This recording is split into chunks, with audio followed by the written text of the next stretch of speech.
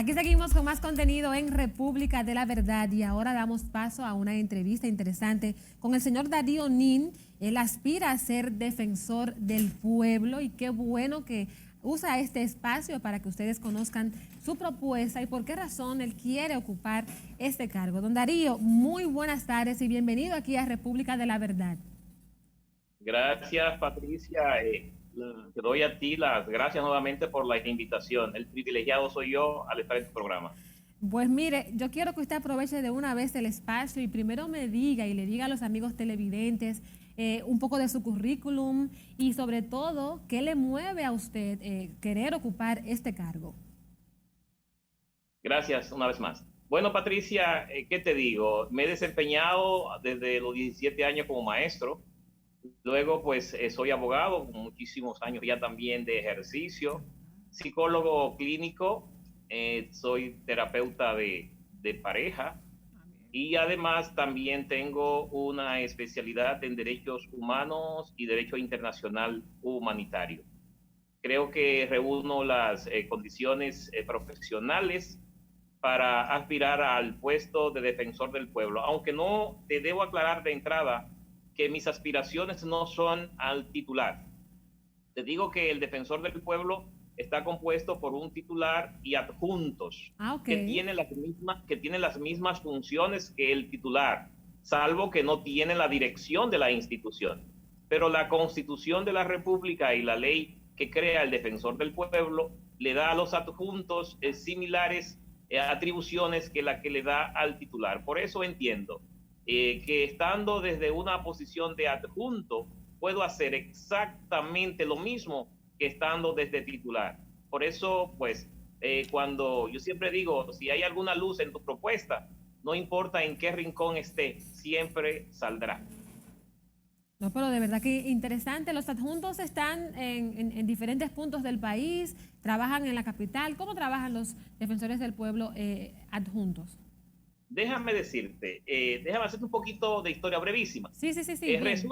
Resulta que cuando se creó la ley, el defensor del pueblo originalmente nace como una ley adjetiva, es decir, no estaba en la Constitución de la República, sino que se creó una ley para que rija sus funciones, la 1901. Esa ley contemplaba un titular, 5 adjuntos y 2 suplentes. Viene a ser, Patricia, que la ley nació con algunas dificultades para la elección del defensor, porque la ley contemplaba que la elección del defensor se haría mediante una terna que saldría de la selección que haga la Cámara de Diputados, pero para que la Cámara de Diputados haga esa selección debían estar las 2/3 partes de la matrícula total de los diputados reunidas, y eso es imposible o casi imposible cuando en la práctica el quórum se hace con la mitad más uno. Aunque haya quórum, era imposible lograr que en esa sesión se designara las ternas o se seleccionaran las ternas de la cual el Senado elegiría al defensor y a los adjuntos. Te decía que habían 5 adjuntos conjuntamente con el titular. Cada adjunto tenía una función determinada. Uno era, por ejemplo, para medio ambiente, otro era para pro consumidor, otro era para niños, niñas y adolescentes, y así iba poniendo cada adjunto con una función específica. ¿Qué sucede? Que como no se pudo seleccionar la terna, hubo que modificar la ley. En el 2009 se modifica la ley. Fíjate, te hablo del 2001. Del 2001 al 2009 pasamos en una nebulosa sin la posibilidad de la elección del defensor. Cuando llega el 2009, en diciembre del 2009, los legisladores aprueban una ley, la 367, y esta ley reduce la selección del defensor de las 2/3 partes de la matrícula total de los diputados a las 2/3 partes del quórum. Ahí era posible ya la elección, porque ya el quórum estaba y las 2/3 partes de ahí, pero conjuntamente, Patricia, con esa reducción, también redujeron el número de adjuntos, pero sin ninguna explicación. Lo llevaron de 5 a 2 adjuntos, sí, a 2, que son los que están actualmente, pero están ahí, Patricia, están ahí por un error de interpretación. ¿Qué? Porque porque si bien es cierto que la ley 367 que modificó la 1901 lo redujo a 2, no es menos cierto que ya en enero del 2010, a un mes, menos de un mes, el 26 de enero del 2010, se estaba el país dotando de una nueva constitución de la República, ¿verdad? Sí. Y esa constitución entonces contempló que los adjuntos debían ser no 5, sino hasta 5. Es decir, que no te limitaba estrictamente a lo que te decía la modificación que se hizo en el 9, que nació, pero nació nati muerta, porque inmediatamente la Constitución asumió la figura del defensor. Y ahí la figura, los adjuntos, el titular y los suplentes pasan a ser materia constitucional. El defensor se constituye en un extrapoder, en un poder más del Estado, a la misma altura que la Cámara de Cuentas, a la misma altura que el Tribunal Superior Electoral, a la misma altura, aunque la gente lo vea más alto que el Tribunal Constitucional. Es un ente constitucional con autonomía administrativa, presupuestaria, con inmunidad. Bueno, es un ente con garantía de la propia Constitución. Sí. Y ahí lo bajó, y ahí entonces la Constitución vuelve y lo asume hasta 5. No, eso significa, ese hasta, que no serán necesariamente los 5, pero tampoco tienen que ser estrictamente los 2 que la ley 367 había cotejado, ¿verdad? Había traído después que modificó la 1901. Don Darío, y yo quisiera saber, y los amigos televidentes también, ¿qué es lo que hace un defensor del pueblo? Yo he entrevistado acá a otros aspirantes y siempre me gusta escuchar así de su boca qué hace un defensor del pueblo, porque se tiene la creencia como que es nada más visitar a los presos que están en las cárceles. No, es que ahí hay una confusión. Ajá. Esto es defensoría pública. Lo que van a las cárceles y asisten a los presos que no tienen con qué pagar un abogado, los que eran antiguamente abogados de oficio, ajá, ahora son defensores públicos. Eso lo hace la defensoría pública. Esto no, esto es el defensor del pueblo, ajá, que tiene que supervisar precisamente a la defensoría pública, tiene que supervisar a Proconsumidor, tiene que supervisar a todos los poderes del Estado para que cumplan la misión que están llamados a cumplir. Es un papel, mira Patricia, yo siempre he dicho, lo mejor que le ha pasado a la República Dominicana en los últimos 50, 60 o 100 años es tener a un defensor del pueblo, porque es la voz de aquellos que no tienen voz, es la institución que se va a constituir en un fiscal moral del buen cumplimiento de la función pública.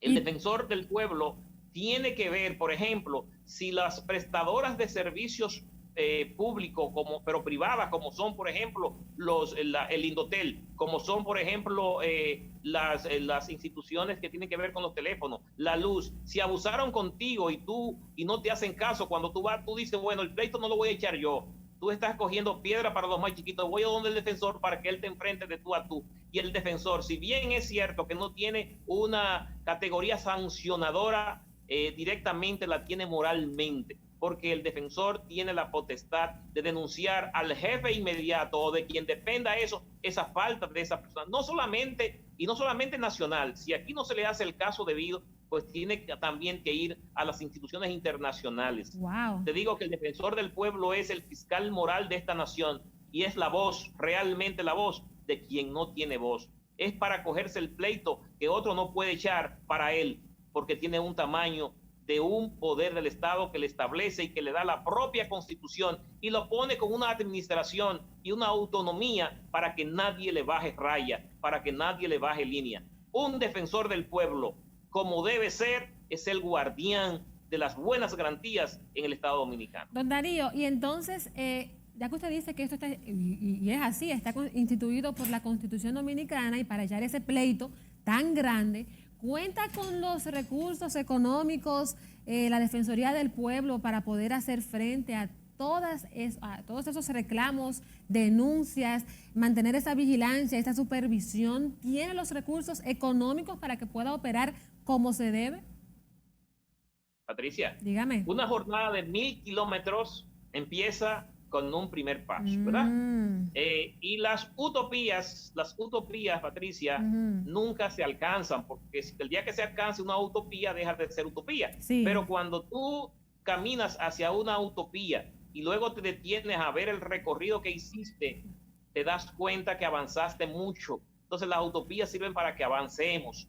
El defensor del pueblo ha avanzado mucho, pero no es sombra ni siquiera es sombra de lo que está llamado a hacer.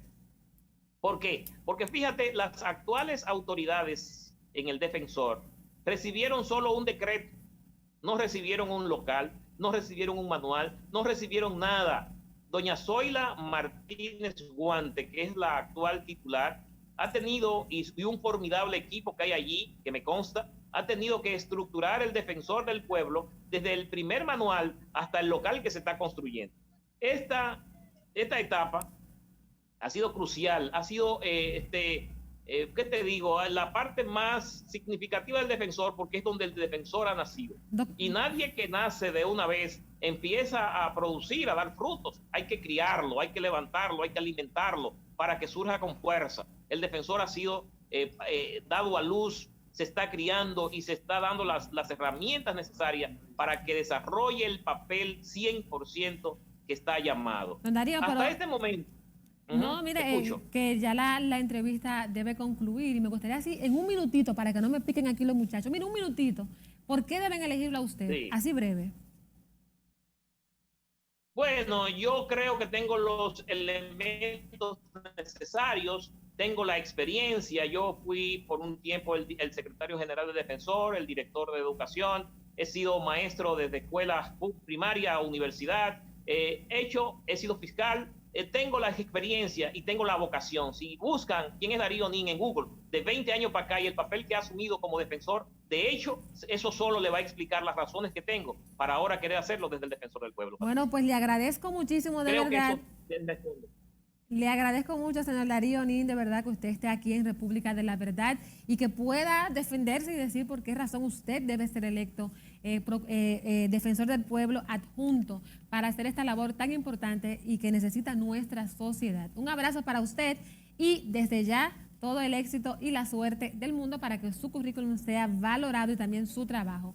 A ustedes, amigos televidentes, invitarles que se queden en sintonía porque aún queda contenido en esta recta final de República de la Verdad.